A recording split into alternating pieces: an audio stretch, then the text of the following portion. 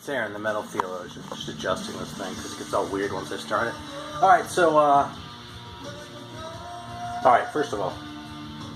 So when I was sitting down to make this, Eric Bauer pinged me and was talking about, a couple things. But he said that he was really digging the Stratzone record, but that he thought the cover was just, like, fucking terrible. Like, on par with the Infernal Majesty record, which, is indeed terrible. Here, I'm going to take the plastic off so you can see this really well. And I'm going to put this question out there, okay? Yeah, and the question is, what do you give this cover on a scale of 1 to 10? And I actually didn't get a concrete number out of Eric. I kind of didn't want to just keep pushing, you know, but I think I have to give it a 10. Because this cover's really perfect. I mean, the way the dude's head is stretched out so that this weird guy, like, can, like, grab it and, like, squeeze it or something like that. And, like, the earring, like, they're two parts and aren't even connected. So even, like, little shit like that, it's just so fucking weird. And I'm not sure if it's inept or if it's just, like, I don't know, they, like, went to an art museum and found it and, like, it didn't really make sense for metal, but I don't know. I will say that if I'm ever in a band, that I will happily invite Jean Bouchot to do my album cover, because I think this is a fucking masterpiece right here. Okay, maybe it's not the greatest thing ever, but I think it's fantastic, and it gives me that special feeling, which is that feeling that makes me go, that's probably a really fucking good record. So, yeah, so,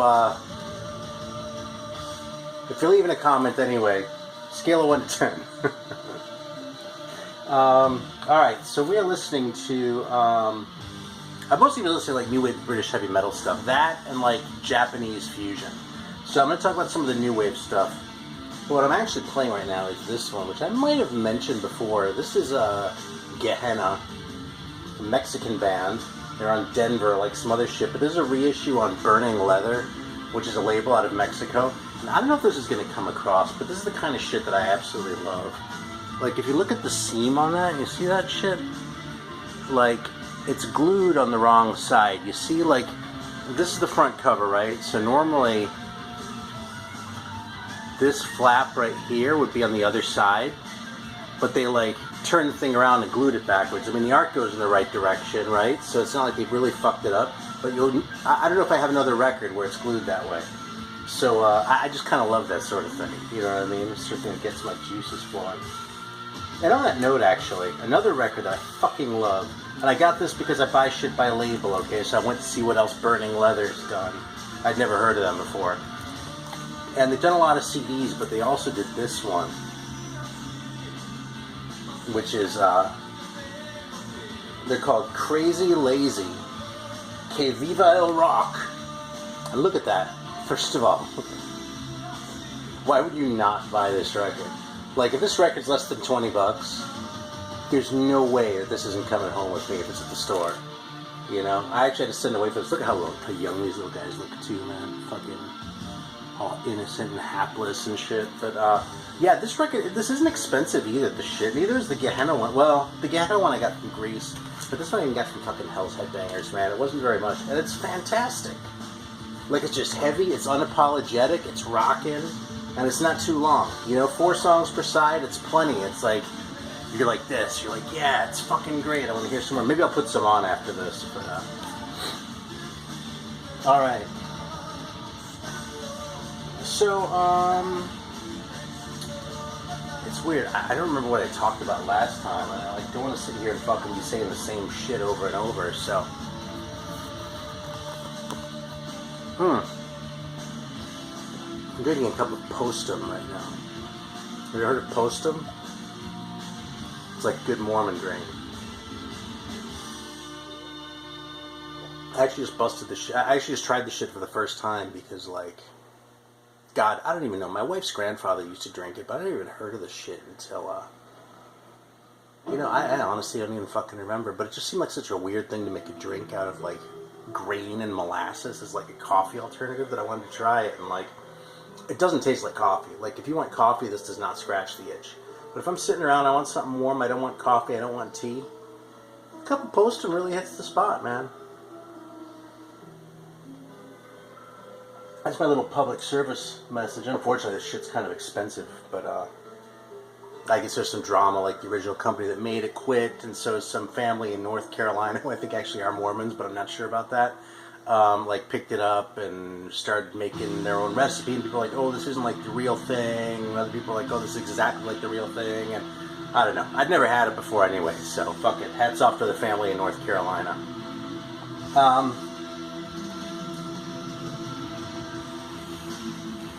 Alright, so what are we going to talk about here? Let's talk about this one for a second. And I think I'm going to bust out some 45s. Because, I think I talked about these last time. This is a really cool record. Very worth having. Also very cheap, too. It only has 5 songs on it. The single 45 that Apocalypse put out while they were together. And, a demo from 81. And I'll tell you something, man. Apocalypse was not the greatest band. I talk about like the Art Garfunkel singers. This guy really kind of takes the cake. Even more than like the guy from Ashbury, who I also think sounds a lot like Art Garfunkel. Like in my head, there's this whole subgenre of metal where the singers sound like Art Garfunkel. But there are 2 really notable ones, Ashbury and Apocalypse, the new wave band. But here's the thing. It's a fun fucking listen, man. It's charming shit, and it scratches the itch. It gives you exactly what you want out of the new wave British heavy metal record. And it's on Buried by Time and Dust. And Russ, whose label that is a gentleman and a scholar, and so you can feel good about supporting him, too. Actually, I've talked about a couple of Buried by Time and Dust records recently, because I'm pretty sure I showed this Radium one. But this is another one that's just fucking fantastic. I mostly bought this because it came with a reissue of the 45 that they put out, which goes for like $200-300 now. So I figured I could put that in my box and be happy. But this live set is just fucking great, man. It's just a show. Totally straightforward, man. It doesn't sound like a live album with like trickery and like the audience just sounding perfect in that. It just sounds like a fucking band sitting there playing their fucking instruments in front of some people, and it's awesome, man. And like I said, I think I talked about this last time, so I'll stop it. But Buried by Time and Dust is a fucking good label, and they ought to be on your radar. All right. So, what else are we talking about?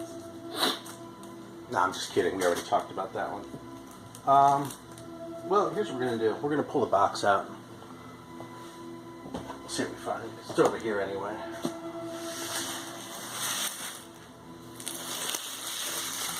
Alright. Yeah, I don't have that many 45s. Hey, I can sit again, by the way. If you've like been following my ankle progress, like the fucking wound is small enough, so I guess it wasn't the skin stretching, it was just that it was all fucking open and fucked up and shit. Kind of gross. Alright. I don't know if I've shown this one before. I probably did. It was the Angel Witch 45 by Angel Witch. And if you have the album, you probably don't particularly need this.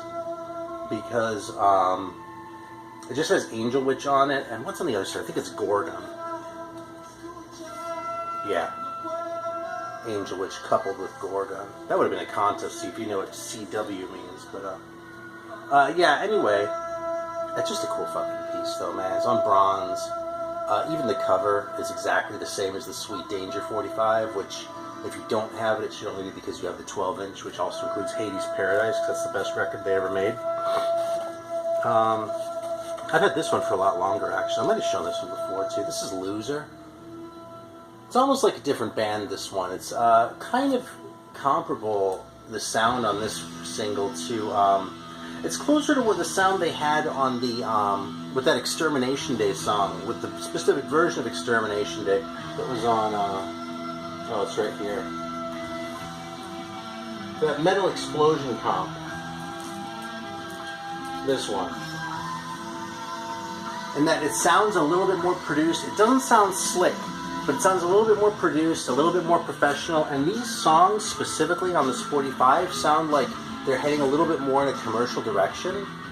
But again, I don't want to overstate that, because that makes it sound like it's shitty, and it's not. It's actually really good. So, again, my favorite's still Sweet Danger. But you know, if you want the best Angel Witch material, man, Well, these days, just get that 70s Tapes album. That's the best one. In the past, you would have really needed this, plus this Sweet Danger 12-inch, plus the Angel Witch 45, plus the 2 comps, Metal Explosion and then Metal for Mothers for that great song Baphomet. It's all fucked up. The album's good, but I've never found it to be as essential as that. Actually, a little funny that no one's ever taken me to task for that, because there are a lot of Angel Witch LP fans here in our lovely community. And I like that record, but I'll tell you something, it probably took me like 10 listens before I even got to the point where I would give it like a 6 out of 10. I've always loved the song Angel Witch, but after that I just feel like it got kind of anemic, and it's grown on me. I've really come to like some of the songs. But, yeah. It's just not their very best. Here's what I don't think I've shown before. This is the Aurora 45. I'll Be Your Fantasy. Maybe I should play some of these.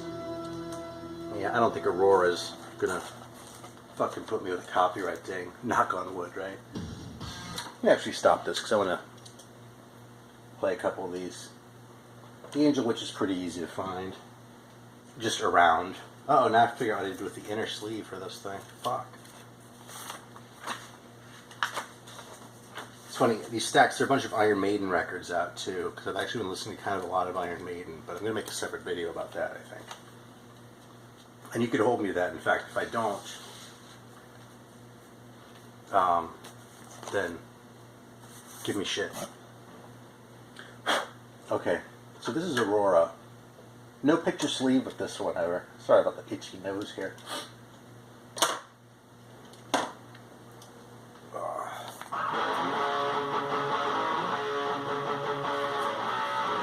Even some of these plain inners. Look at how this one's glued. This is like an obsessed with glue episode of my shows. Bear with me, but like you see that? Like if you pull out most of these, like it's kind of neat like that. You know what I mean? Like it's a certain size, but like this one has these huge ass oversized flaps, and it's kind of more rounded. Those little things, those are just the things that make a record like this special. I think it's sort of part of it, you know. In fact, this is kind of a bad example, but this Diamond Head 45 came in this cardboard thing, which someone had actually written Diamond Head on. And, I mean, I'm not going to leave it just a fucking cardboard thing with no inner. It's terrible for it, you know, so here it is. But it's just so unusual, I kind of had to keep it anyway, you know.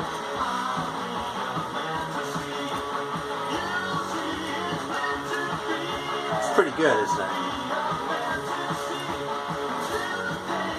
Alright, a lot of people have been showing the Crucifixion album that No Remorse Grease put out. You should get that if you don't have it, because it has this, which is fantastic. Actually, I think this is on it. Take It or Leave It and On the Run. But this is actually the real badass from my Crucifixion collection. I've probably shown this before, but this is an original. The Fox 45 with Death Sentence on the B-side. On Miramar Records, about which I know absolutely nothing. But Crucifixion is fucking fantastic, man. Alright, what else do we have in here? Pretty sure you talk about Destroyer. Alright, there's one particular one I want to show. I don't know if I've shown that one before.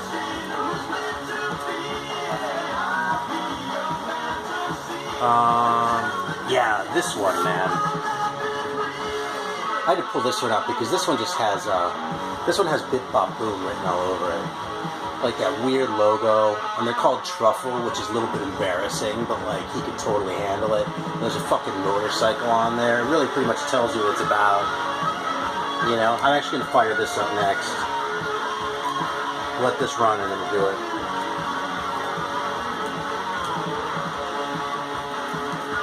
Yeah, I don't know if I've shown this one before. This is the Dragon Slayer 7-inch, which is actually 33. And like one of the things it's known for is it had that label where they were just called Slayer. But then due to other Slayers being around, this came out in '83 actually, I think. So yeah, they put these stickers over the labels. So a lot of them actually have that covering up this label. But for some reason mine ended up on the outer. I actually wonder if someone just peeled it off, but there it is. The A side of this is tremendous. The B side is like a 5-minute ballad, 6-minute ballad, which is really pretty lame, but I Want Your Life and Satan Is Free are classic songs, man.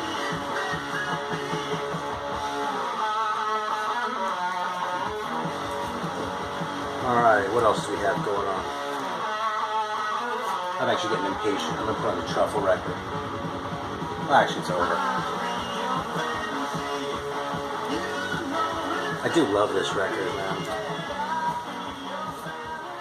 And look at the fade. You hear that fade? That's like, I actually read something about, like, the virtue of the fade, because it sort of implies the song keeps going. Because, like, people, frankly, like me, for decades have kind of shit-talked the fade at the end of a song as being sort of a cop-out or just kind of dumb. I can't really back off that sentiment because it kind of is, but like it's been so like out of favor for so long now that I almost kind of like it again. It's the one that plays at 33, which kind of sucks, but it has that cool ass label. So Chestnut Records indeed. This one's a little bit noisy, but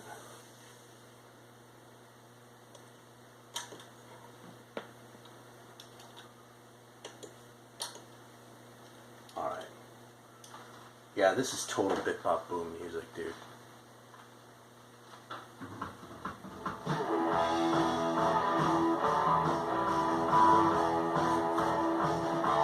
Kind of has that biker vibe a little bit. It's not as biker as you might think based on that. But still, man, just the fucking, this record, oh. Not a real great singer. He's totally fine, totally adequate, but not great.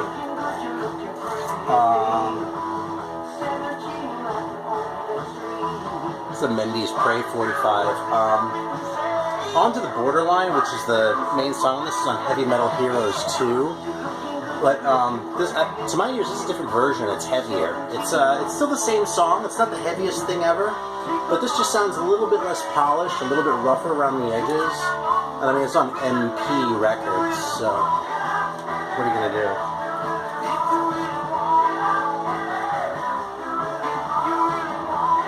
How about that?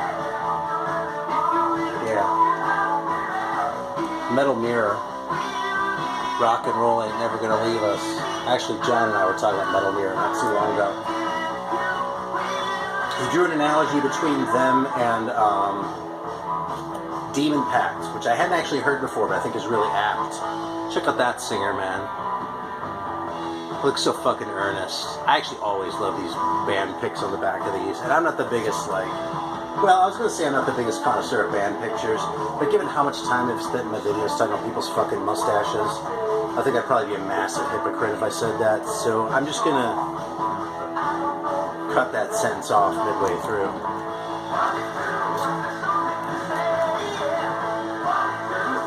God damn, this is good. Oh, there's another one I was thinking of, and I'm lost what it is. Here's the Radium 45 that came with that album. Probably do your own research on that, because I've talked about them enough. They're fucking fantastic, though.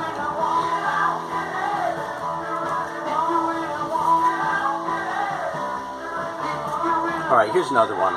That's funny. This is all, like, John music, but I'll give this one a little second, too.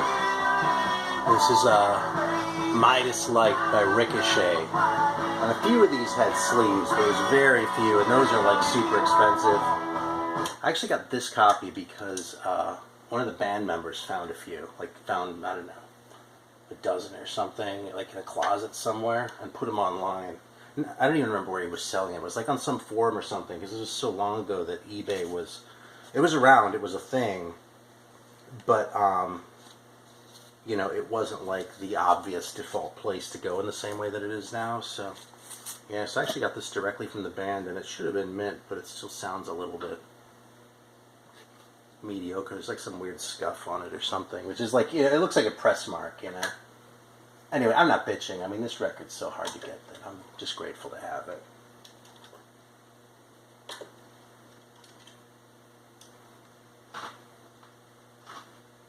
Yeah, there's that. 1, 2, 3.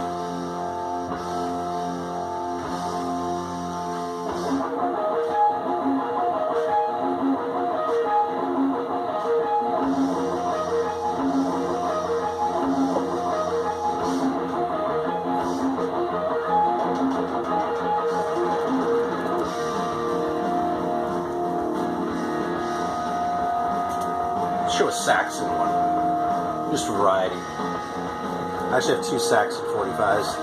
And I don't really collect these as much as the obscure ones, because Saxon had good LPs.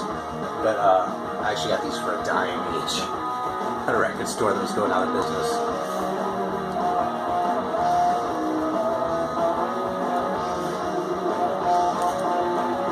What else is there?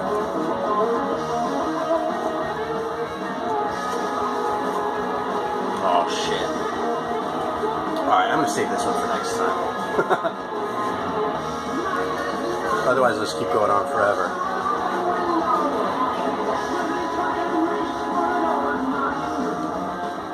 I might have shown this one. This is on the heavy metal label. This is Live to Ride by Satanic Rites. Yeah, very cool. It just comes with like this weird card instead of an actual sleeve. So, you see it offered somewhere with the sleeve, take that with a grain of salt.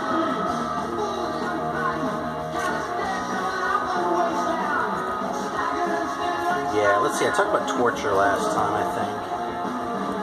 Should have talked about Trident. I don't know, I'll make another one of these sometime in the not too distant future. This is all I've been listening to, and a lot of the same records over and over, so isn't this fucking great though?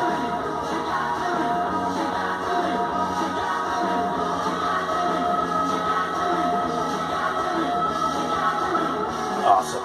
Alright, well it's been a little more than 20 minutes, so yeah, it's been a while. Once I get going I can always talk. Alright, thanks for watching. We're going to leave it at that. I'll see you next time.